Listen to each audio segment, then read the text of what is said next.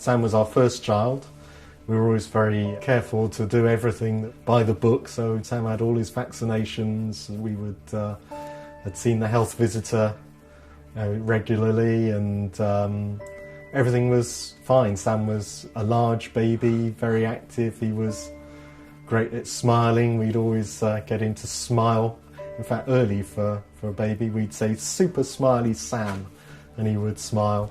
Sammy, yeah, we're going to read you a story, yeah?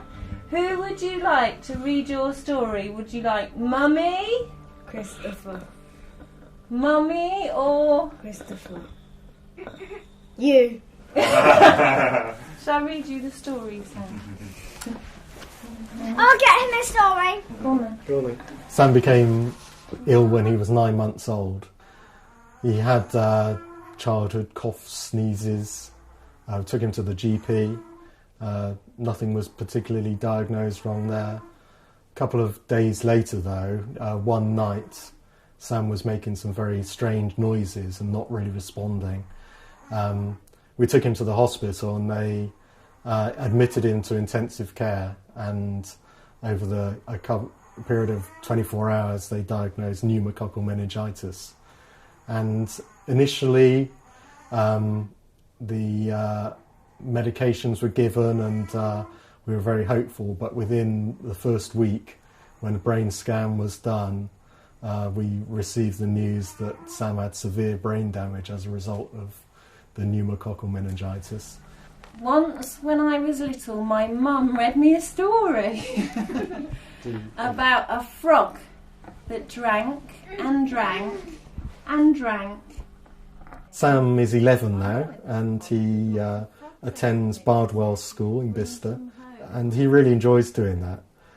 But he needs everything done for him. He's not able to feed himself or move purposefully, so he's fed via gastrostomy, so all his feed goes directly into his tummy. He's incontinent, so needs to wear nappies all the time. And anything, even getting dressed or any movement at all, he needs everything done for him. See if we can do Victoria and Sam at the same time. Look, we've got the beautiful blue sky above us. Are you ready? Can you feel that? The water below. School are really doing good work trying to help him to respond to regular stimulus or to speech. He responds to certain things by groaning or turning his head, but there's very little other movement. And when you catch him almost responding to something, it's really great just to know that he is at least able to respond in his own way to those types of stimulations. Having Sam like he is impacts almost every part of our lives. How we live, how you get up in the morning, whether it's caring for Sam yourself or letting carers in, having to get up in the night, whether it's just to comfort him or change his nappy or whatever. It affects your sleep. It affects what the brother and sister do. They're 7 and 9 now, and we really value the times when Sam is there, but also there's times when, for the sake of the other children, we have to do things without Sam. And so, again, there's a tension between doing things and including Sam, but also doing things for the children where, feeling slightly guilty, Sam has to either go to a hospice or to respite care. It has had a real impact on how we work, is another big issue. We were both in quite high-powered jobs, and there was a world of spinning plates of trying to cope with a job that involved a certain amount of overseas travel, and leaving the other to look after Sam.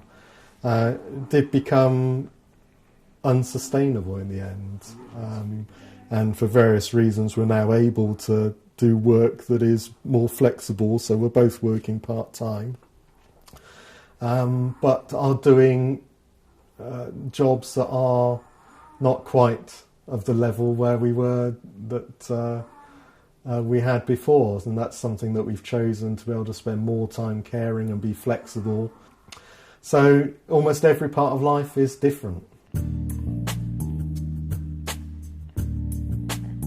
When Sam was young, the pneumococcal meningitis vaccine wasn't regularly given to children at that stage. Sam's situation was part of the evidence that was gathered to justify the pneumococcal meningitis vaccination for all children. And the fact that he was part of that research and was just part of that evidence gave us a certain comfort that actually what Sam had gone through was going to be worthwhile and something that would help children in the future not to go through what Sam had gone through.